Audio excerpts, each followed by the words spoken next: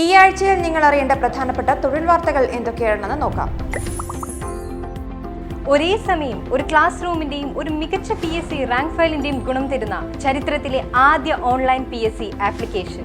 മുഴുവൻ syllabus പാഠങ്ങളും ദൃശ്യരൂപത്തിൽ. PSC coaching രംഗത്തെ അധികായന്മാർ നയിക്കുന്ന ക്ലാസുകൾ. അതെ, PSCtalks. കേരള ഫയർഫോഴ്സിൽ ആദ്യമായി +2 വിദ്യാഭ്യാസ യോഗ്യതയുള്ള സ്ത്രീകളെ ഫയർ വുമൺ പോസ്റ്റിലേക്ക് നിയമിക്കാൻ അപേക്ഷ ക്ഷണിച്ചു. 18നും 26നും മധ്യ പ്രായമുള്ളവർക്കാണ് അവസരം. +2 ആണ് അടിസ്ഥാന വിദ്യാഭ്യാസ യോഗ്യത. താല്പര്യമുള്ളവർ ഡിസംബർ 23 മുൻപ് ഓൺലൈനായി അപേക്ഷിക്കണം. അപേക്ഷ അയക്കാനും കൂടുതൽ വിവരങ്ങൾക്കുമായി കേരള PSCയുടെ പോർട്ടൽ സന്ദർശിക്കുക. വ്യോമസേനയിൽ 235 ഓഫീസർ ഡിസംബർ 30-നകം അപേക്ഷിക്കാം. ഇന്ത്യൻ വ്യോമസേനയിലെ കമ്മീഷൻ ഓഫീസർമാരാകാനുള്ള എയർഫോഴ്സ് കോമൺ അഡ്മിഷൻ ടെസ്റ്റിന് അപേക്ഷ ക്ഷണിച്ചു. Flying, ground duty, technical, non technical എന്നീ ബ്രാഞ്ചുകളിലേക്കാണ് പ്രവേശനം. ആകെ 235 ഒഴിവുകളാണ് ഉള്ളത്. ഫ്ലൈയിംഗ് ബ്രാഞ്ചിൽ ഷോർട്ട് സർവീസ് കമ്മീഷൻ SSC വഴിയും ഗ്രൗണ്ട് ഡ്യൂട്ടി ബ്രാഞ്ചിൽ SSC, പെർമനന്റ് കമ്മീഷൻ എന്നിവ വഴിയുമാണ് പ്രവേശനം അനുവദിക്കുന്നത്. അപേക്ഷകർ അവിവാഹിതരായിരിക്കണം. വനിതകൾക്കും അപേക്ഷിക്കാം. 2022 ജനുവരിയിലാണ് കോഴ്സ് ആരംഭിക്കുക. പ്രായപരിധി ഫ്ലൈയിംഗ് ബ്രാഞ്ചിന് 20 മുതൽ 24 വയസ്സ് വരെയാണ്. 1998 ജനുവരി 2-നും 2002 ജനുവരി 1-നുമിടയിൽ 2 തീയതികളിലും ഉൾപ്പെടെ ജനനം.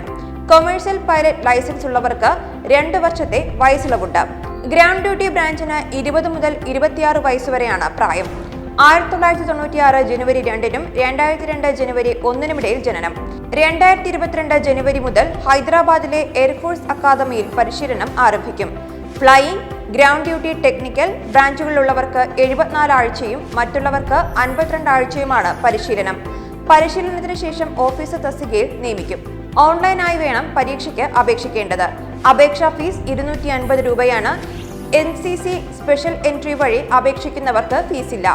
യോഗ്യത, അപേക്ഷിക്കേണ്ട രീതി, പരീക്ഷാ കേന്ദ്രങ്ങൾ തുടങ്ങിയ വിശദവിവരങ്ങൾക്ക് www.careersindiaairforce.cdac.in എന്ന വെബ്സൈറ്റ് സന്ദർശിക്കുക.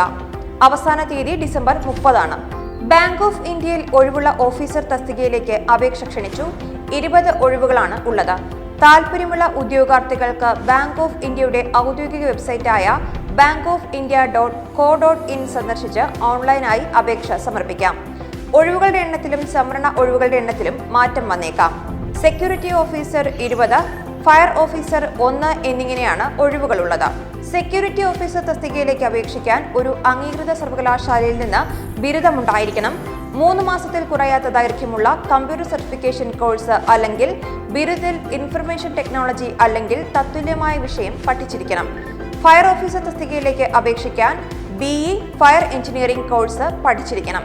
സെക്യൂരിറ്റി ഓഫീസർ തസ്തികയിലേക്ക് അപേക്ഷിക്കുന്നവർ 25 വയസ്സിനും 40 വയസ്സിനുമിടയിൽ പ്രായമുള്ളവരായിരിക്കണം.